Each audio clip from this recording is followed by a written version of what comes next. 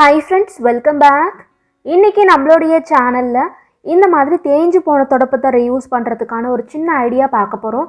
இதுக்கு க்ளூ கன் அந்த மாதிரி எதுவுமே யூஸ் பண்ண போறது இல்ல फ्रेंड्स. ரெண்டே பொருள் யூஸ் பண்ணி தான் இத செய்ய போறோம்.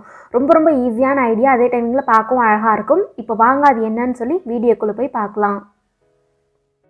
ஃபர்ஸ்ட் இந்த மாதிரி வேஸ்ட்டாக இருக்கக்கூடிய தொடப்பை எடுத்துக்கோங்க ஃப்ரெண்ட்ஸ். இதை விட சின்னதாக இருந்தாலுமே பரவாயில்ல. இப்போ இந்த தொடப்பத்தில் கீழே பார்த்தீங்கன்னா ஒரு பிளாஸ்டிக் ரோல் கொடுத்துருப்பாங்க. அது நம்ம கட் பண்ணி எடுக்கணும். கத்தி யூஸ் பண்ணி மேலே ஏதாவது ஒரு பகுதியில் கட் பண்ணிவிட்டு நீங்கள் இழுக்கும் போது உங்களுக்கு ஈஸியாக அது வெளியே வந்துடும். இந்த மாதிரி கட் பண்ணிவிட்டு ஓப்பன் பண்ணி விட்டுக்கோங்க. நான் எப்படி பண்ணுறதுன்னு காமிக்கிறேன் பாருங்கள்.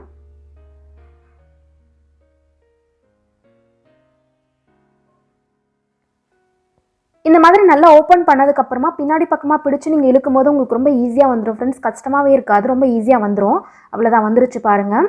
இது உள்ளே பார்த்தீங்கன்னா இந்த மாதிரி தான் இருக்கும். நிறைய குச்சி உள்ளே வச்சு ரோல் பண்ணியிருப்பாங்க. அந்த குச்சி ரொம்பவே ஸ்ட்ராங்காக இருக்கும் ஃப்ரெண்ட்ஸ். அதை யூஸ் பண்ணி இன்னொரு ஐடியா செய்யலாம். நான் உங்களுக்கு அதை அடுத்ததாக ஷேர் பண்ணுறேன். இப்போ இந்த குச்சியெல்லாம் எடுத்துடலாம். நமக்கு குச்சி தேவைப்படாது. மேலே இருக்கக்கூடிய அந்த சாஃப்டாக இருக்குல்லையே அந்த பகுதி தான் தேவைப்படும். இப்போ எல்லா குச்சியுமே தனியாக எடுத்தாச்சு ஃப்ரெண்ட்ஸ். சாஃப்டாக இருக்கக்கூடிய பகுதி மட்டும் நான் எடுத்து வச்சுருக்கேன். இப்போ இதுக்கு நம்ம பெயிண்ட் பண்ண போகிறோம். நமக்கு இன்றைக்கி பெயிண்ட் பார்த்திங்கன்னா ஃபுல் அண்ட் ஃபுல் க்ரீன் மட்டும்தான் தேவை. ஸோ நிறைய பேர்கிட்ட பெயிண்ட் இருக்காது இல்லையா, அதுக்காக நான் இன்றைக்கி கேசரி பவுடர் யூஸ் பண்ணி உங்களுக்கு செஞ்சு காட்ட போகிறேன். உங்கள்கிட்ட அக்லரிக் பெயிண்ட் இருந்துச்சுன்னா நீங்கள் அதை யூஸ் பண்ணிக்கலாம். அது இன்னுமே பார்க்க அழகாக இருக்கும். இப்போ கேசரி பவுடர் ஒரு சின்ன கப்பில் நான் கொட்டிக்கிறேன். இந்த கேசரி பவுடரோட ப்ரைஸ் பார்த்திங்கன்னா 2 rupees தான் இருக்கும் ஒரு பேக்கெட். மேக்ஸிமம் 2 பேக்கெட் இருந்தால் போதும். ஃபுல்லாக நம்ம பெயிண்ட் பண்ணி முடிச்சிடலாம். கொஞ்சமாக தண்ணி சேர்த்து கலந்துக்கோங்க. ரொம்ப கட்டியாக இருக்க தேவை அவசியம் கிடையாது. கொஞ்சம் தண்ணியாக இருந்தால் கூட பரவாயில்ல.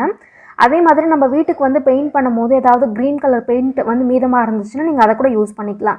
ஆயில் பெயிண்ட் யூஸ் பண்ணக்கூடாது. இந்த மாதிரி தண்ணி கலந்து யூஸ் பண்ணுவோம் இல்லையா, அந்த மாதிரி வாட்டர் பெயிண்ட் மட்டும் யூஸ் பண்ணுங்கள். ஆயில் பெயிண்ட் யூஸ் பண்ணிங்கன்னா எல்லாமே ஒன்றோட ஒன்று ஒட்டிக்கும், நமக்கு அந்த ஷேப்பே கிடைக்காது. ஸோ வாட்டர் பெயிண்ட் எதுவாக இருந்தாலும் நீங்கள் யூஸ் பண்ணிக்கலாம். இப்போ நல்லா மிக்ஸ் பண்ணியாச்சு ஃப்ரெண்ட்ஸ். இதில் நம்ம பெயிண்ட் பண்ணிக்கலாம். சின்ன சின்ன பார்ட்டாக எடுத்து நம்ம பெயிண்ட் பண்ணலாம். ஃபுல்லாக வச்சு பண்ணும்போது கரெக்டாக நமக்கு ஈவனாக ஸ்ப்ரெட் ஆகாது. ஸோ சின்ன பார்ட்டாக எடுத்து நம்ம பெயிண்ட் பண்ணிக்கலாம். இதில் இன்னொரு விதமாக கூட செய்யலாம். ஏதாவது பெரிய ட்ரே மாதிரி இல்லை தட்டு மாதிரி இருந்துச்சு அப்படின்னா நீங்கள் கேசரி பவுடரை போட்டுட்டு ஒரு 2 பேக்கெட்டை போட்டு தண்ணி ஊற்றி நல்லா கலந்ததுக்கப்புறமே இந்த தொடப்பத்தோடைய இந்த சாஃப்டாக இருக்கு இல்லையா அந்த பகுதியை டிப் பண்ணி கூட நீங்கள் எடுத்துக்கலாம். அது இனிமே வேலை சீக்கிரமாக முடிஞ்சிடும். பட் எனக்கு வீடியோவில் ஃபுல்லாக கவர் ஆகாது அப்படின்றதுக்காக நான் உங்களுக்கு பெயிண்ட் மாதிரி பண்ணி காமிச்சிருக்கேன். நீங்கள் டிப் பண்ணி கூட எடுத்துக்கலாம்.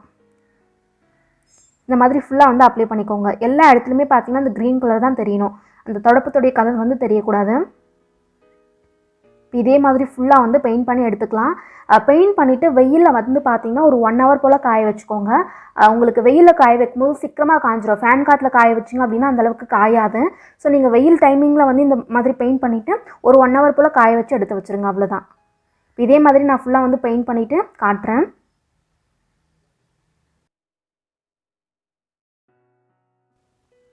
இப்போ எல்லாத்துக்கும் பெயிண்ட் பண்ணி முடிச்சாச்சு. இது 1 hour போல் வெயிலில் காய வச்சு எடுத்துக்கலாம் ஃப்ரெண்ட்ஸ்.